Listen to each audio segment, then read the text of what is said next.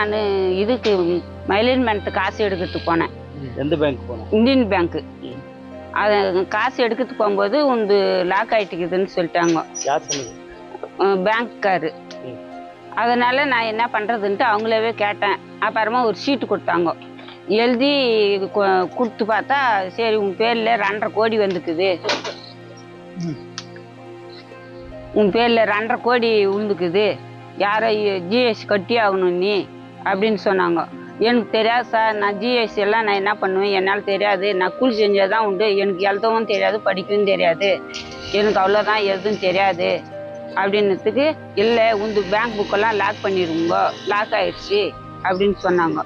அப்புறமா அதுக்கு பின்னாடி எனக்கு தெரியாது சார், நான் என்ன பண்ணுறதுன்னதுக்கு, சரி அரசாங்கம் தான் விடு பண்ணணும், அரசாங்கம் தான் பார்க்கணும், எனக்கு வேறு எதுவும் தெரியாது, நான் அந்த காசை தான் எடுத்து வேலை செய்கிறேன், எனக்கு என்ன பண்ணுறது, நான் அந்நேரம் கட்டினா தான் உண்டு.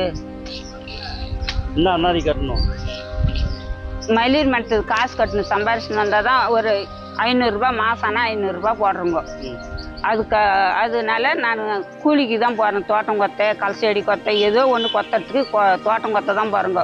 பயிர் நட, ஒரு களவை எடுக்குவ, அதுக்கு கொத்துறதுக்கு தான் போகிறோங்க, வேறு எதுவும் இல்லை. அரசாங்கம் தான் பார்க்கணும், என்னை எது ஒன்றுனாலே அரசாங்கம் தான் பார்க்கணும்.